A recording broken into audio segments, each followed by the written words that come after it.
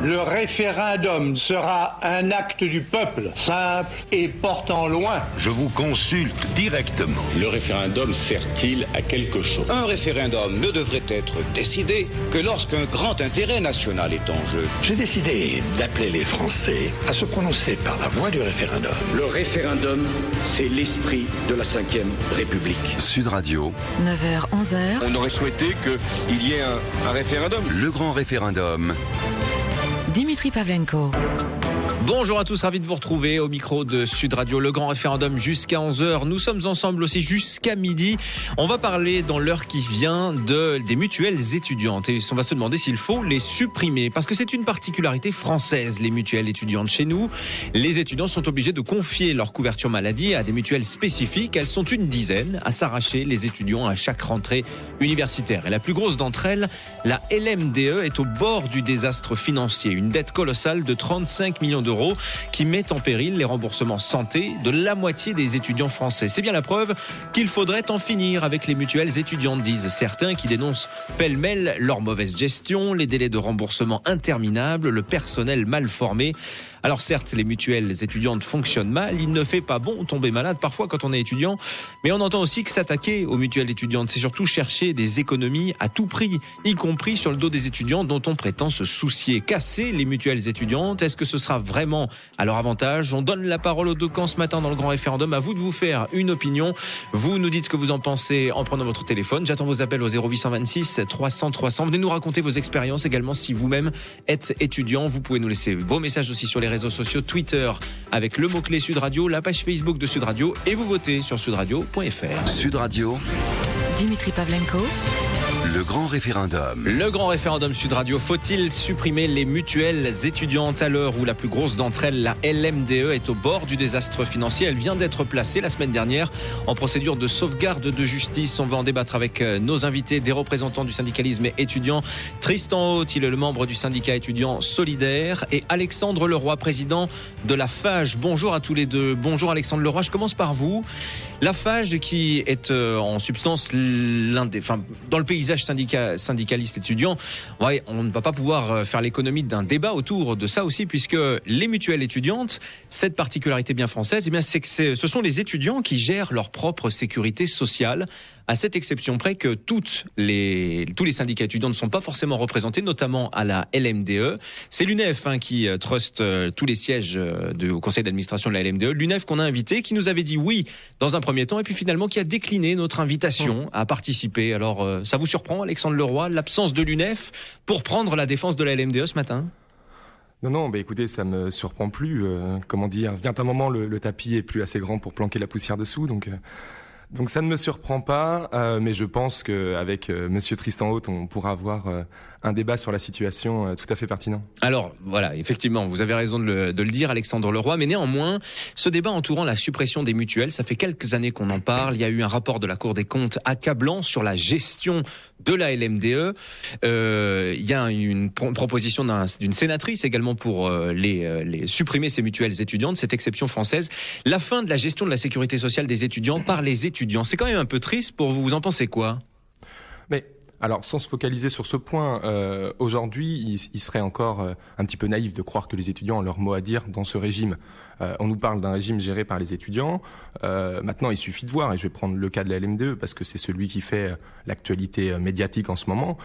Les étudiants ne gèrent en aucun cas ce qui se passe dans les remboursements obligatoires. J'ai envie de dire les remboursements qui sont liés à la sécurité sociale, étant donné qu'il n'y a pas d'étudiants dans les conseils de la CNAM et que les étudiants ne sont pas consultés sur le montant de ces remboursements. Tout au mieux, les étudiants sont consultés sur les offres complémentaires et les actions de prévention, ce qui est une bonne chose. On pourra y revenir. La FAGE est favorable à ce que les étudiants participent à la construction des programmes de prévention et aux offres de complémentaires. Mais aujourd'hui, ça serait naïf et ça serait un petit peu prendre les étudiants pour des débiles que de leur expliquer que ces mutuelles leur donnent de la voix sur des problématiques de remboursement liées à la sécurité sociale. Ce n'est pas le cas. Alors c'est vrai qu'à la base de l'histoire de ces mutuelles étudiantes, il faut remonter à la Libération, à 1948. À l'époque, les étudiants sont un petit peu les oubliés de la sécurité sociale qui se met en place à cette époque-là. Et des étudiants s'organisent pour créer des mutuelles spécifiques pour les étudiants. 60 ans plus tard, on constate qu'aujourd'hui ça marche très mal. Alors c'est quoi le calvaire quotidien d'un assuré des mutuelles étudiantes quand on est étudiant? Ils sont 2 300 000 en France. C'est un petit peu compliqué, ne serait-ce que de recevoir par exemple sa carte vitale aujourd'hui quand on est étudiant. Ben voilà, ce qu'il faut bien voir, comme vous l'avez dit, c'est qu'on a créé ce régime spécial au sortir de la guerre, donc dans un paysage où on avait un peu plus de 300 000 étudiants. On approche de l'université des 3 millions, vous avez donné les chiffres, on y va à grands pas. Donc les galères aujourd'hui, ça va être d'abord de récupérer sa carte vitale, comme vous le disiez. Il y a plus d'un étudiant sur 3 qui en décembre n'a toujours pas sa carte vitale. Alors qu'il en a déjà une en fait, depuis 16 ans, la sécurité sociale lui délivre une carte vitale, il est rattaché à ses parents et on va lui en recréer une seconde quand il devient étudiant. Mais oui, très simplement, parce qu'un régime particulier, ça suppose une mutation interrégime. Donc, il faut refaire tout un tas de papiers. Et en plus, c'est pas la seule mutation, parce que si l'étudiant devient étudiant salarié pour quelque raison que ce soit, s'il est alternant, s'il est étudiant dans des études de santé, il devra avoir encore une mutation, puis encore une autre quand il va sortir de ses études.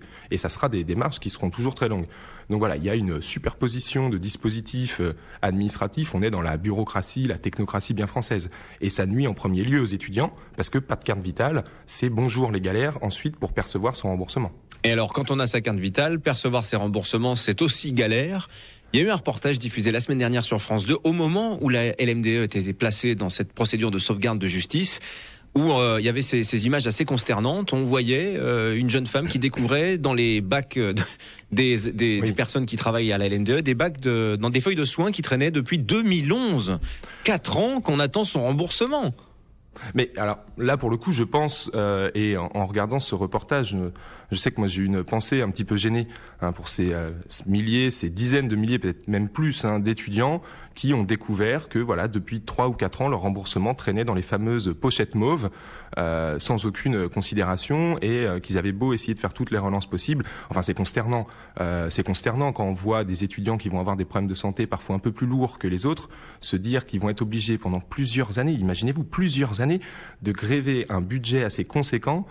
Aujourd'hui, on marche sur la tête. On sait que les jeunes, on sait que les étudiants, qui sont des jeunes, font partie des populations les plus fragiles en termes d'accès aux soins, en termes d'accès à la santé. Et qu'est-ce qu'on leur donne? On leur fait un cadeau avec ce régime particulier? Je ne pense pas. Alors, problème de gestion, amateurisme, c'était le terme employé par la Cour des comptes pour expliquer comment fonctionnaient de l'intérieur les mutuelles étudiantes.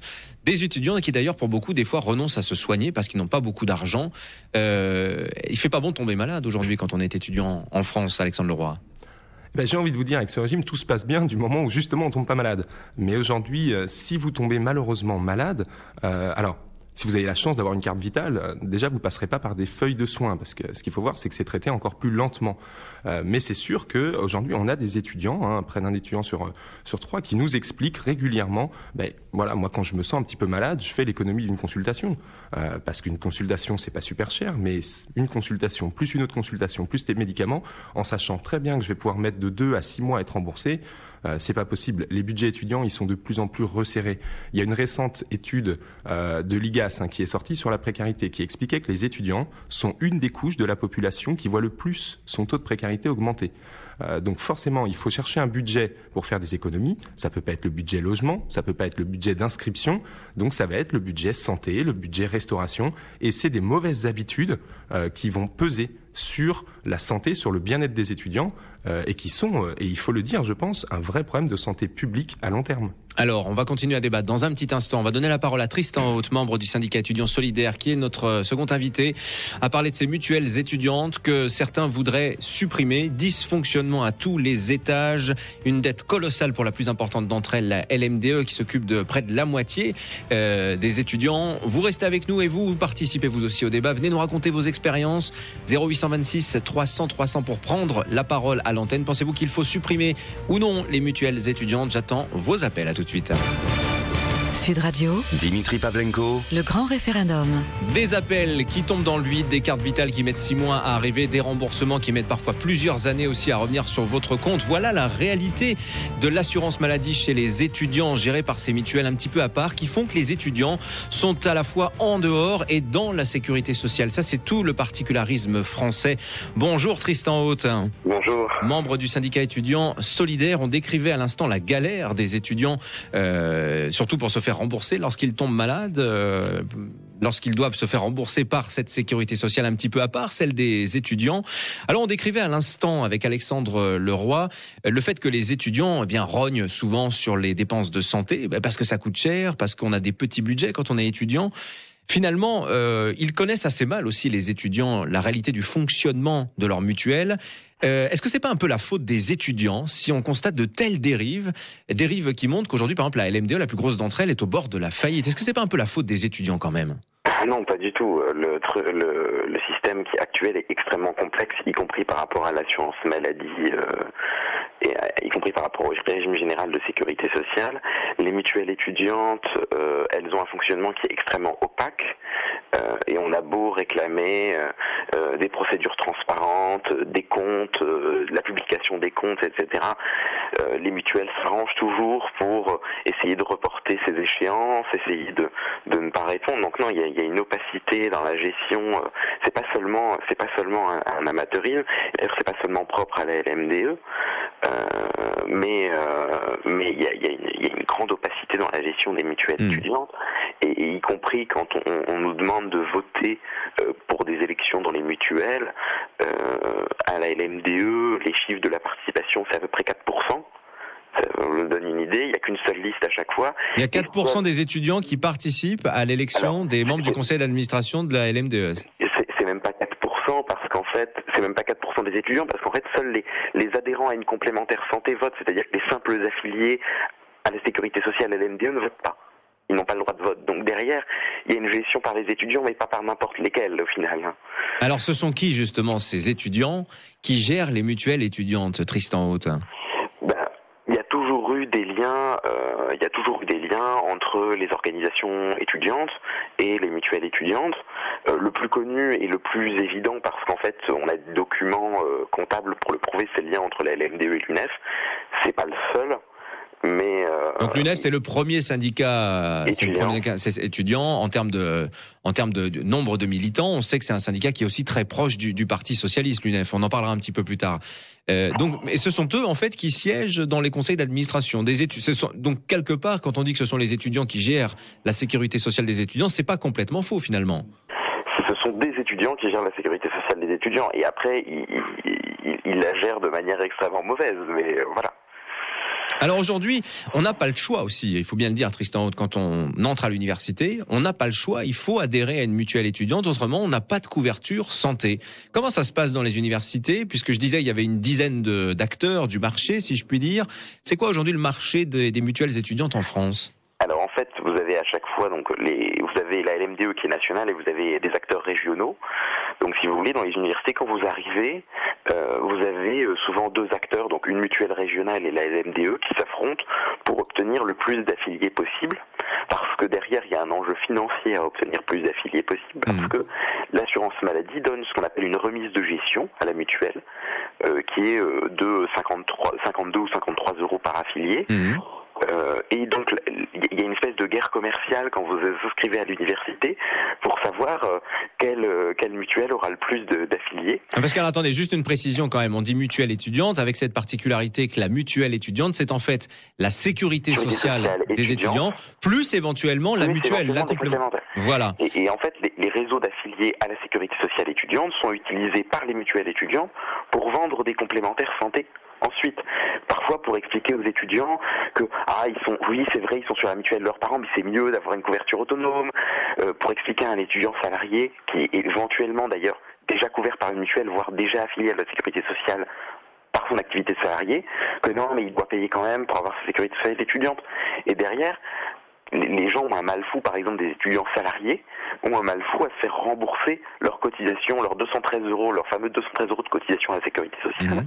ils ont un mal fou à se le faire rembourser par les mutuelles étudiantes. Alors, pour bien qu'on comprenne comment fonctionne le système, Alexandre Leroy, si je récapitule, en gros, quand j'arrive à l'université, je suis contacté, je suis abordé par des étudiants commerciaux pour adhérer soit à la LMDE, soit à la mutuelle régionale. Donc ça va être la SMEREP à Paris, Vitavie dans le sud-ouest. Je vais choisir l'une d'entre elles et pour chaque étudiant que va recruter l'une de ces mutuelles, la sécurité sociale va verser 57 € à l'organisme.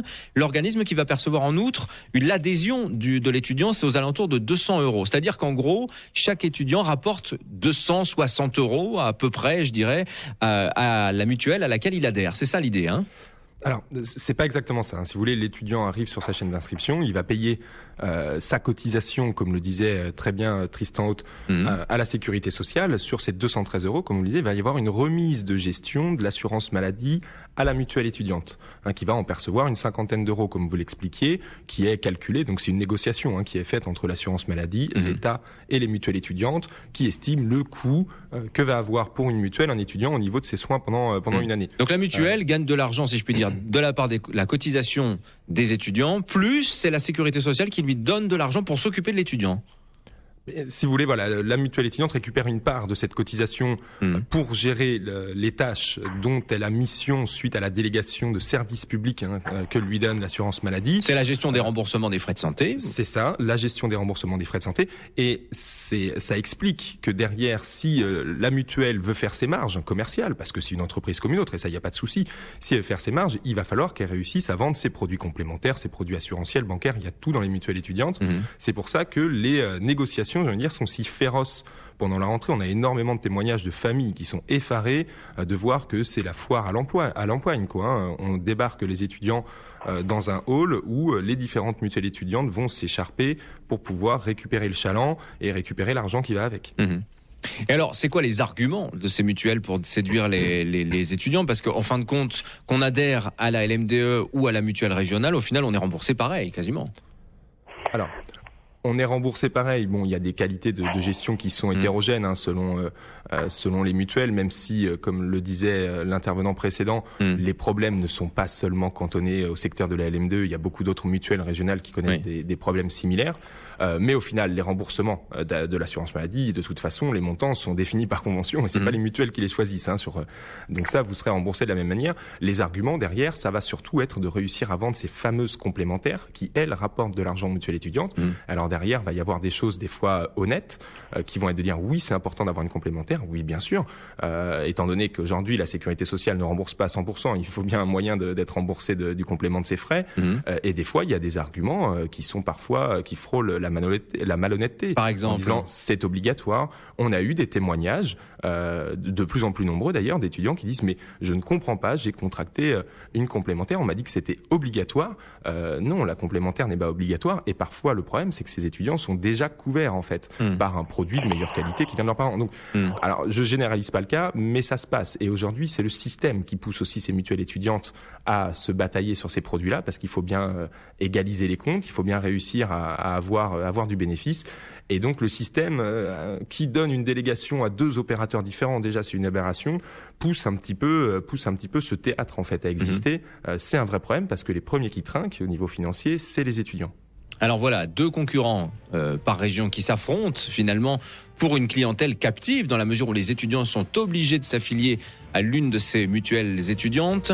On va se poser la question centrale de notre débat, du coup, est-ce qu'il faut les supprimer, ces mutuelles étudiantes ? Est-ce que ça se ferait à l'avantage des étudiants ? Qu'auront-ils à y gagner ? Nous sommes avec Alexandre Leroy, président de la FAGE, et Tristan Haute, membre du syndicat étudiant solidaire. Vous restez avec nous et vous venez nous apporter vos témoignages également. 0826 300 300. Pensez-vous qu'il faut supprimer ces mutuelles étudiantes ? Vos commentaires également sur les réseaux sociaux, Twitter, Facebook, et vous votez sur sudradio.fr.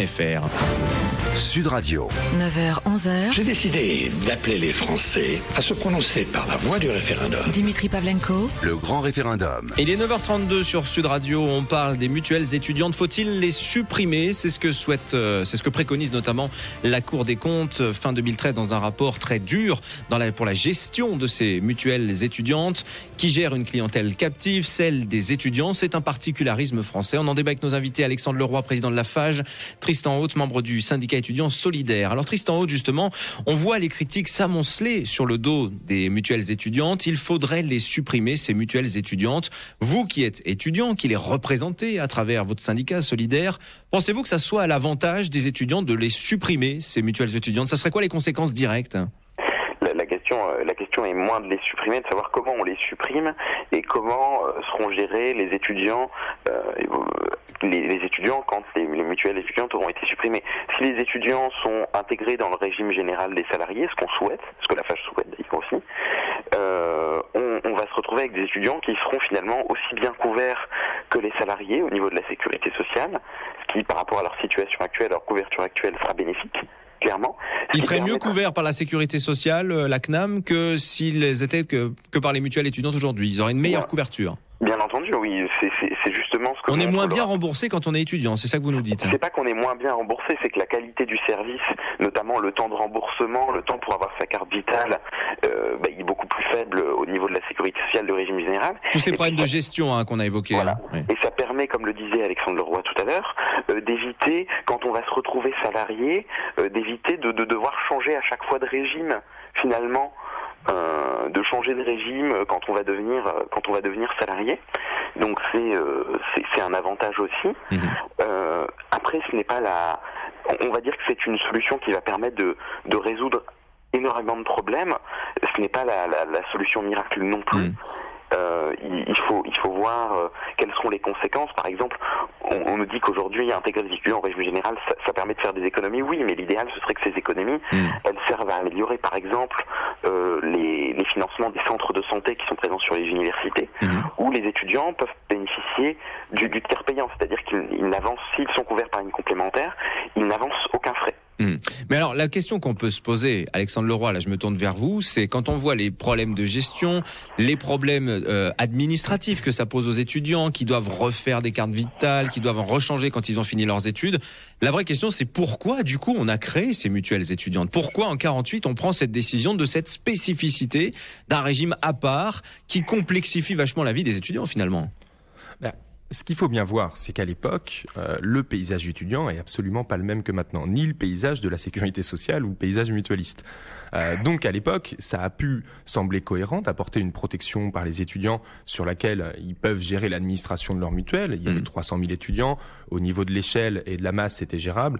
Aujourd'hui, on se retrouve dans une situation qui est tout autre, qui est vraiment différente, avec des cas particuliers qui existent. Les formations ont évolué, le nombre d'étudiants à l'université a évolué et les problèmes sont arrivés en même temps. Alors que ça soit des problèmes de gestion parfois calamiteuses dans certaines mutuelles ou des problèmes structurels qui se sont révélés petit à petit. Parce qu'elles sont devenues trop grosses, si je vous suis bien, c'est le fait qu'il y ait de plus en plus d'étudiants, donc que les mutuelles aient à gérer une population de plus en plus importante qui génère tous ces problèmes? Il faut bien voir deux types de problèmes. Moi, d'un côté, je parle des problèmes structurels. Donc là, la masse n'a rien à voir. C'est la structure vraiment de ce régime et des problèmes de gestion. Il n'y a pas eu la professionnalisation qu'il aurait dû y avoir, c'est ça? Voilà, concrètement, sur ces problèmes de gestion, on se rend compte aujourd'hui que ça ne marche pas, alors que d'autres opérateurs y arrivent, ça fonctionne pas. Alors, il y a peut-être eu des soucis de modernisation qui sont pas faits. Peut-être que des choix politiques à l'intérieur des différentes mutuelles qui fonctionnent plus ont été mal faits. Parce qu'une gestion, par exemple, il y a des caisses qui ne sont pas encore numérisées. Les mutuelles étudiantes, on fonctionne encore au papier. Ça paraît incroyable en 2015. Exactement. Alors moi j'aurais du mal à vous en parler parce que vous doutez bien que la FAGE s'est écartée de tout ce système de mutualité étudiante il y a plusieurs années en disant voilà, on ne voulait plus cautionner ce qui s'y passait et on l'a dénoncé fermement. Donc aujourd'hui, je ne sais pas exactement comment on en est arrivé là en termes de gestion, mais oui, bien entendu, il y a des modernisations qui sont pas faites, il y a des choix stratégiques et politiques qui ont été sûrement mal faits et qui nous amènent à une situation un petit peu cul-de-sac où c'est un petit peu compliqué. On voit bien qu'on peut plus aller de l'avant sous peine de se prendre le mur dans la face et que ça va être très difficile de réussir à trouver une voie qui permettrait un consensus là-dessus. Donc voilà, aujourd'hui, on est dans une situation assez compliquée qui découle de deux types de problèmes, des problèmes de gestion et des problèmes de structure qui démontrent voilà, que le régime en soi est délétère pour les étudiants. Donc ce n'est plus une avancée, comme ça a pu être le cas il y a 60 ans, c'est plus une avancée, c'est plus un acquis social, parce que quand un acquis social devient délétère pour une raison ou une autre, il faut justement y repenser pour pouvoir regagner des nouveaux acquis sociaux. Alors, est-ce que c'est pas justement, on entend bien l'argumentation que vous développez tous les deux, qui êtes favorables à la suppression des mutuelles étudiantes, ou en tout cas, il faut en tout cas faire quelque chose. Ça ne vous dérange pas, néanmoins, Tristan Haute, que l'argument ultime qui est avancé par ceux qui disent aujourd'hui il faut les supprimer, je pense notamment à cette sénatrice, Madame Procaccia, qui défendait l'idée devant le Sénat il y a quelques mois, ou encore la Cour des comptes, l'argument ultime, c'est ça coûte cher, on pourrait faire 70 millions d'euros d'économies. Vous n'avez pas l'impression que finalement, l'argument final, l'objectif final, c'est réaliser des économies, pourquoi pas sur le dos des étudiants ? Ça, on va dire que c'est un argument certes malheureux, mais derrière ces 70 millions d'euros, quand nous on dit aussi que ce système est coûteux, c'est que ces 70 millions d'euros, ils pourraient servir à autre chose, ils pourraient servir à améliorer la qualité du service, ils pourraient servir à des véritables campagnes de prévention sur les universités, à des véritables campagnes d'accès aux soins. Je reviens juste sur ce que disait Alexandre Leroy. Il y a aussi eu depuis 60 ans un changement de ce que sont les étudiants. Aujourd'hui, il y a 73% des étudiants, je crois, qui ont une activité salariée, alors pendant l'année universitaire ou pendant les vacances scolaires. Il y a donc 2,3 millions d'étudiants. Il faut savoir qu'il y a 60-70 ans, les étudiants, les 300 000 étudiants, c'était des gens qui avaient plutôt vocation à exercer des professions libérales. Donc finalement, qui n'allaient pas dans le régime général des salariés. Donc on a quelque chose de complètement différent et du coup le régime étudiant est plus du tout adapté et pertinent. Et de la même manière, on a des étudiants qui ont les études de l'Observatoire de la vie étudiante qui ont montré qu'ils n'ont pas spécialement de problématiques de santé spécifiques. C'est-à-dire qu'ils ont les mêmes problématiques que les jeunes de leur génération, ils ont les mêmes problématiques que des salariés, ils ont parfois de la fatigue, parfois du surmenage, selon les formations. Et puis il y a des choses, les soins dentaires, refaire ses lunettes. Voilà, on a des problématiques qui sont finalement assez communes à ce que peuvent connaître soit les jeunes de leur génération, soit les salariés, on va dire entre guillemets dans la force de l'âge. Alors, on continue ce débat dans un petit instant. On marque une très courte pause dans ce grand référendum consacré aux mutuelles étudiantes. Faut-il les supprimer ? Confère la situation désastreuse de la plus importante d'entre elles, la LMDE, la mutuelle des étudiants, au bord de la faillite, est placée la semaine dernière en procédure de sauvegarde judiciaire. Je donne quand même les quelques conseils qui sont donnés aux affiliés de cette LMDE par l'UFC Que Choisir. Elle leur dit, c'est quand même plus prudent pour vous, étudiants, d'organiser un retrait en bon ordre de la LMDE. Et si vous pouvez, reporter les dépenses de santé qui peuvent l'être, comme les changements de lunettes ou les soins dentaires, justement. Ça craint quand même quand on est étudiant aujourd'hui pour ces remboursements de santé. Ces remboursements seront-ils faits d'ailleurs dans les mois qui viennent pour les adhérents de la LMDE? On continue à en parler dans un petit instant. On évaluera aussi les conséquences de la suppression de ces mutuelles étudiantes avec nos deux invités. Et vous prenez la parole, 0826 300 300. À tout de suite. Sud Radio, Dimitri Pavlenko. Le grand référendum. Le grand référendum consacré aux mutuelles étudiantes. Faut-il les supprimer? Débat entre Alexandre Leroy, président de la FAGE, et Tristan Haute, membre du syndicat étudiant solidaire. Alors parmi aujourd'hui ceux qui défendent les mutuelles étudiantes, Alexandre Leroy, on entend dire... Attention, si on supprime ces mutuelles étudiantes, ce serait la fin d'une certaine indépendance des étudiants et surtout de la confidentialité des soins pour les étudiants. Parce que si on les supprime, ces mutuelles étudiantes, ça veut dire qu'ils retournent quelque part sous la tutelle de leurs parents, sous le numéro de sécurité sociale de leurs parents, qui pourraient avoir accès du coup à leurs dépenses de santé. Et quand on est majeur, ça pose quand même un sacré problème. On n'a pas forcément envie de savoir, de faire savoir à nos parents ce qu'on fait de sa santé, la pilule qu'on prend, etc. Ces choses-là. Alors, il faut bien faire attention sur ce type d'argument. Mais je vais y répondre. La position de la FAGE, nous, ce qu'on demande, c'est que les étudiants réintègrent l'assurance maladie en tant qu'assurés sociaux, donc comme n'importe quel travailleur, et là, il n'y a aucun souci d'autonomie. D'où vient cet argument? Il vient du fait que la sénatrice que vous avez évoquée tout à l'heure a fait une proposition de loi qui était de supprimer... Madame Procaccia, je rappelle son nom. Madame Procaccia, tout à fait. A fait une proposition de loi en disant, voilà, on supprime les mutuelles étudiantes et on remet les étudiants sous protection de leurs parents dans un statut qui existe, qui s'appelle ayant droit autonome. Il conviendrait quand même de préciser quelque chose. D'ailleurs, actuellement, les étudiants qui sont sous le régime étudiant, pour certains d'entre eux, restent un an et demi ayant droit autonome de leurs parents, malgré le fait qu'ils soient affiliés. Ça, c'est un fonctionnement qui existe. Qu'est-ce que ça veut dire ayant droit autonome? Ça veut dire que de toute façon, on a le droit de recevoir son courrier dans sa propre boîte aux lettres et ses remboursements sur son propre compte en banque. Alors, je suis pas en train de défendre une réforme qui viendrait mettre les étudiants ayant droit autonome, c'est pas notre volonté, mais il faut pas non plus mentir quand on porte des arguments. Et deuxième chose qu'on a pu entendre et qui est totalement effarante, c'est de dire attention, si on supprime les mutuelles étudiantes, les parents sauront quand on fait des actes comme par exemple une intervention volontaire de grossesse ou des choses comme ça. Alors moi, je suis quand même resté bouche bée face à tant soit de méconnaissance du dossier, soit d'hypocrisie d'étudiants qui sont censés être des professionnels, ceux qui défendent ce système, parce que de toute façon, quand on subit ce type d'intervention médicale, ça n'apparaît pas. On ne stipule jamais ces choses-là. C'est un faux argument, quoi, en gros. C'est un faux argument, c'est apparu dans des campagnes de désinformation des étudiants. Alors je me demande ce que les défenseurs de ce régime cherchent à faire en désinformant les étudiants. Alors, peut-être un élément tout à fait. Oui, on a peut-être un élément de réponse, parce que l'un de ceux qui a porté cet argument, par exemple au Sénat, quand a été débattue cette proposition de suppression des mutuelles étudiantes au mois de novembre, eh bien c'était un sénateur socialiste. Et alors, on connaît les liens très étroits qu'il y a aujourd'hui entre le principal syndicat étudiant, l'UNEF, et la LMDE, la première mutuelle d'entre elles, qui était auparavant la MNEF. Et alors, on sait aujourd'hui qu'il y a toujours eu des liens très étroit entre l'UNEF et le Parti socialiste. Il y a une sorte de passerelle invisible entre les deux organisations. C'est peut-être pas innocent si c'est précisément un sénateur socialiste, plutôt jeune, qui vient au secours finalement des mutuelles étudiantes et en particulier de l'UNEF qui gère la plus grosse d'entre elles. Alors, bien entendu, on peut pas le nier, il y a des passerelles. Bien entendu, il y a sûrement des sénateurs socialistes qui sont venus, qui ont été prompts à venir défendre le régime parce qu'ils y avaient des intérêts, ça on le sait.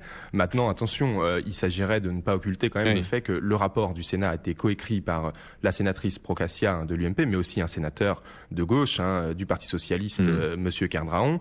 Il y a des sénateurs et il y a des parlementaires de gauche qui aujourd'hui sont excédés par cette situation qui porte préjudice à toute leur famille politique. Donc oui, il y a des liens, oui forcément il y a des défenseurs, mais aujourd'hui c'est aussi une situation qui est gênante pour beaucoup de monde, qui est de se dire mince, c'est totalement inconfortable de voir qu'il y a des liens incestueux qui risquent de rejaillir sur nos réputations. Donc voilà, il y a des passerelles, il y a des choses. Aujourd'hui, nous, c'est pas forcément ce sur quoi on cherche à mettre le doigt, parce que c'est pas ce qui nous intéresse. Nous, ce qui nous intéresse, c'est la santé des étudiants et de se dire comment, à la rentrée prochaine, on peut être sûr d'avoir une qualité de service qui a augmenté en préservant forcément l'autonomie, l'indépendance des étudiants, si vous voulez, en les gardant en assurés sociaux. La vraie question, elle est là. Comment on travaille pour la santé des étudiants? Alors Tristan, on parlait du manque de professionnalisme aujourd'hui de ceux qui gèrent les mutuelles étudiantes, qui pour beaucoup, sont d'anciens militants étudiants qui trouvent là un point de chute, parce que c'est vrai. Je vais pas vous demander de me raconter vos vies, mais quand on est responsable d'un syndicat étudiant, on y consacre beaucoup de temps, parfois au détriment de ses études. Au bout d'un moment, il faut bien en sortir, il faut bien trouver du boulot. Et c'est vrai que par exemple, quand on milite à l'UNEF, on atterrit souvent à la mutuelle des étudiants, avant à la MNEF. C'était un point de chute, et alors du coup, on n'était pas forcément très compétent pour des opérations de gestion d'une mutuelle de santé, Tristan Hautain. Tout à fait. La question est aussi que quand on est un militant étudiant, parfois il ne faut pas avoir une vision trop sacrificielle du militantisme, et parfois il faut dire stop et les études avant tout pour essayer de décrocher un boulot, d'autant que c'est de plus en plus dur de décrocher un job aujourd'hui pour un étudiant, même par des diplômes. Donc oui, il y a clairement d'anciens militants de l'UNEF, d'anciens élus de l'UNEF qui finissent à la LNDE, qui sont pas forcément très compétents. Après, je pense qu'il y a aussi un effet. Alors, je pense que c'est pareil dans d'autres mutuelles régionales. On a beaucoup moins de données et de documents, donc c'est difficile à dire. Mais c'est aussi vrai dans d'autres mutuelles régionales. Néanmoins, je pense que c'est accessoire par rapport à l'ensemble. Ça vient renforcer les dysfonctionnements du système. Et je pense pas que. Je pense plutôt que les liens LMDE, UNEF et puis les liens éventuels avec les élus socialistes sont plutôt la cause du maintien du régime et finalement du faible intérêt parlementaire qui tend à se fissurer d'ailleurs. Oui, la ministre de la Santé, Marisol Touraine, avait promis l'an dernier que la réflexion serait engagée sur une réforme de ces mutuelles étudiantes. On attend toujours, ça bouge pas. L'inertie de certains ministres et de certains élus, je pense que c'est plutôt lié à ça, et je pense que c'est pas spécialement c'est plus lié à l'inertie des ministres que lié au dysfonctionnement quotidien. Donc ça les intéresse pas aujourd'hui. La santé des étudiants n'intéresse pas le gouvernement, Alexandre Leroy. Non, je n'irai pas jusqu'à dire que la santé des étudiants n'intéresse pas le gouvernement. Il y a des choses qui ont été faites, notamment sur la dernière loi d'orientation de l'ESR. On a quand même parlé des centres de santé universitaires. Donc, j'espère, peut-être que je suis candide, mais j'espère que la santé des étudiants intéresse le gouvernement. Non, pourquoi il y a une inertie? Mais comme le disait Tristan Haute, on parlait des parlementaires. Les parlementaires, il faut bien qu'ils soient élus. Et pour être élus, il faut faire campagne. Donc, ils ont besoin de colleurs d'affiches. Et c'est quand même dommage de se mettre à dos avec les colleurs d'affiches en leur retirant l'outil qui leur permet de s'insérer, en tout cas de continuer à militer. Donc là-dessus, forcément, c'est assez difficile de faire éclore ce sujet. La FAGE est en campagne quand même depuis plus de 2 ans sur la question et on a eu toutes les peines du monde à médiatiser le sujet et ça a été rendu possible grâce à l'enquête du FC Que Choisir, aux différents rapports du Sénat, de la Cour des comptes, récemment de l'IGAS. On a eu beaucoup de mal à réussir à avoir une parole en tout cas un débat avec le ministère de l'Enseignement supérieur sur cette question. Si vous voulez, on accumule les fins de non-recevoir. On nous dit non, il n'y a pas de problème. Il y a il y a quelques mois, on avait été reçu par Monsieur Hamon qui nous avait quand même dit, écoutez, je ne vois pas de souci. Puis si les étudiants s'en plaignent, on le supprimera. C'est quand même un camouflet terrible. Les étudiants s'en plaignent, il suffit d'aller sur n'importe quel campus. Donc voilà, aujourd'hui c'est extrêmement compliqué. Très récemment, nous on a renouvelé nos appels au gouvernement, à tous les étages du gouvernement, en leur disant la situation ne peut plus tenir. Aujourd'hui c'est un problème de santé publique et c'est aussi un problème de transparence. Je pense. Il faut agir. Donc on attend des réponses. A priori, on sera reçu prochainement. Donc voilà, on attend des réponses et en tout cas pour nous c'est absolument inenvisageable que le statu quo continue. Ça serait quand même prendre les étudiants vraiment pour des idiots que de dire mais non, on va réussir à coller quelques rustines et vous verrez, ça va repartir. Et ça irait tout à fait magnifique. Ça irait d'ailleurs dans le sens de ce qui était l'un des axes de travail forts du gouvernement, rappelons-le, le choc de simplification. Exactement. Quand on voit la complexité du système pour les étudiants, rappelons comment ça se passe, c'est standard qui sonne dans le vide, des cartes vertes qui n'arrivent pratiquement jamais pour certains. Tristan Haute, voilà, une simplification du système à la faveur des étudiants, encore une fois. Ah oui, là, ce serait une simplification du système à la faveur des étudiants. L'idée, c'est que les marges, les coûts dégagés, entre guillemets, les économies dégagées servent à améliorer la situation des étudiants. Je pense notamment au niveau de la complémentaire santé. Aujourd'hui, il y a des dispositifs qui existent et auxquels parfois les étudiants ont droit. C'est la couverture maladie universelle complémentaire qui permet à des étudiants de bénéficier d'une complémentaire entre guillemets, qui n'est pas une complémentaire marchande privée et qu'ils ne payent pas. Alors c'est vrai que c'est pas de très bonne qualité, d'accord, voilà, c'est pas spécialement fait pour les étudiants, mais pour certains étudiants qui sont donc faut réunir des conditions, faut être autonome de ses parents, etc. au niveau financier, au niveau fiscal, etc. Ça permet un soulagement, ça permet des soins, ça permet un meilleur remboursement des soins que s'ils n'avaient pas de complémentaire. Est-ce qu'il faut souhaiter au final une faillite pure et simple de la LMDE, Alexandre Leroy? Est-ce que ce serait un choc terrible qui mettrait d'ailleurs en péril les remboursements de nombreux étudiants, mais est-ce qu'au final ce serait pas de ce chaos-là que pourrait venir une avancée pour vous au final? Non, je pense pas qu'il faille souhaiter une faillite. Une faillite, comme vous le dites, ça va mettre en péril la situation des étudiants et je pense aussi aux salariés de ces différentes mutuelles étudiantes. Je pense qu'aujourd'hui, on a aussi une responsabilité à avoir. Donc, on espère que ça ira pas jusqu'à la faillite, mais la balle est dans le camp du gouvernement. S'ils veulent pas réformer avant, malheureusement, on risque d'arriver là-dessus. Et ça me pose quand même une question. Aujourd'hui, on a quand même une réforme qui est proposée par de très nombreux syndicats, par de très nombreuses organisations.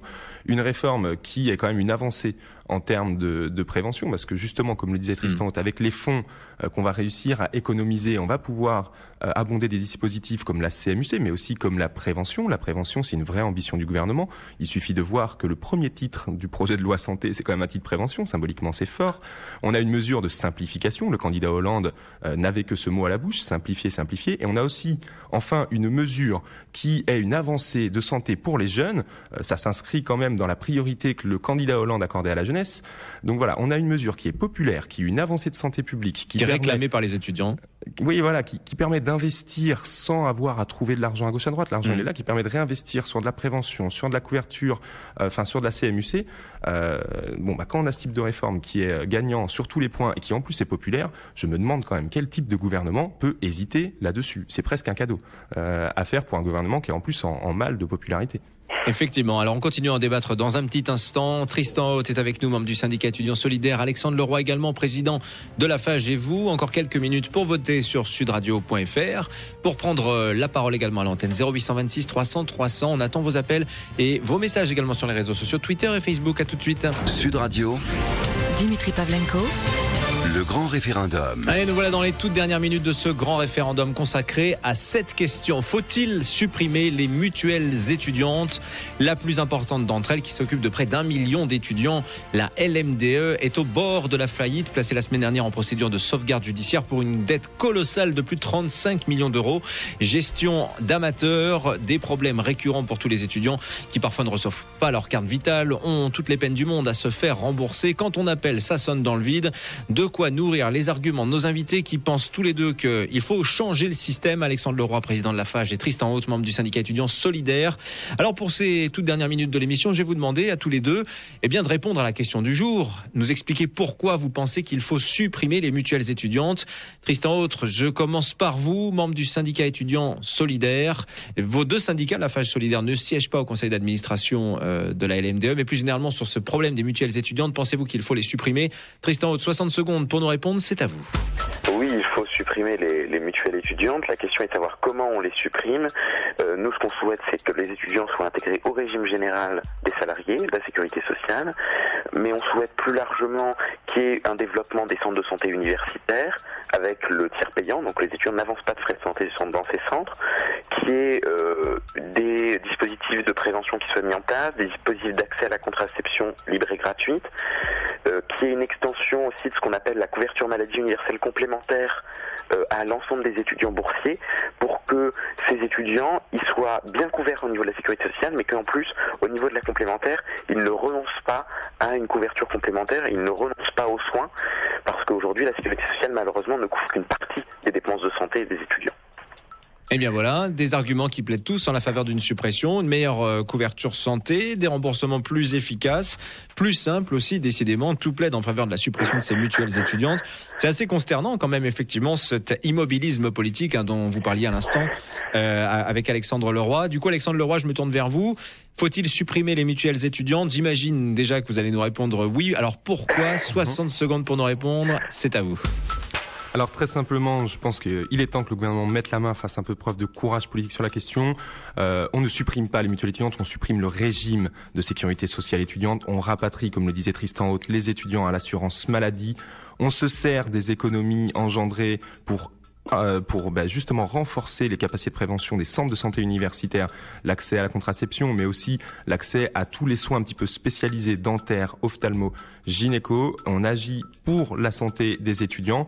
Il n'y a pas besoin d'aller vraiment plus loin. Tristan a bien développé. Aujourd'hui, c'est le régime qu'il faut arrêter. Les mutuelles peuvent trouver encore une utilité dans l'offre de produits complémentaires, mais aujourd'hui, on stoppe ce régime et on se sert de cet argent pour faire des mesures en faveur de la santé et de l'accès aux soins des étudiants. Eh bien voilà, des économies à faire avec une suppression des mutuelles étudiantes qui pourrait servir, bien employée, à améliorer la santé des étudiants. Dernier petit conseil peut-être pour les affiliés de la LMDE. Faut céder à la panique là. Les conseils de l'UFC, que choisir? Préparer la sortie et puis reporter les dépenses de santé. C'est ce qu'il faut faire, vous pensez, Alexandre Leroy? Non, je pense qu'aujourd'hui, il faut pas jouer sur l'anxiété des étudiants. C'est très stressant, ces questions de santé. Nous, ce qu'on conseille aux étudiants, c'est de tenir bon. Pour les étudiants qui auraient de vrais problèmes, qui deviennent difficiles à gérer, on les invite à contacter leurs représentants. Les représentants de la FAGE, il n'y a pas de souci. Mais il faut aussi savoir que la FAGE a engagé des démarches avec le défenseur des droits et que pour des cas individuels difficiles à gérer, il suffit sur Internet d'aller saisir le défenseur des droits qui apportera une aide juridique et qui bien souvent réussi à faire aboutir les dossiers. Et ben voilà, il vous faut un petit coup de main. Tristan Haute, pareil, même conseil que vous donneriez aux étudiants. Même conseil. Mais allez voir Solidaire, vous pourriez rajouter. Mais bien sûr. Même conseil, ne pas hésiter à recourir aux représentants étudiants, ou aussi à l'aide juridique qui peut être apportée par différents services, et surtout pas entre guillemets céder à la panique et non plus pas non plus stresser à ce propos. Voilà. Gardons notre calme. Voilà en substance le message. Merci à tous les deux. Alexandre Leroy, président de la FAGE, Tristan Haute, membre du syndicat étudiant solidaire, d'avoir participé à ce débat sur la suppression des mutuelles étudiantes. Vous y êtes très largement favorable. Résultat du sondage sur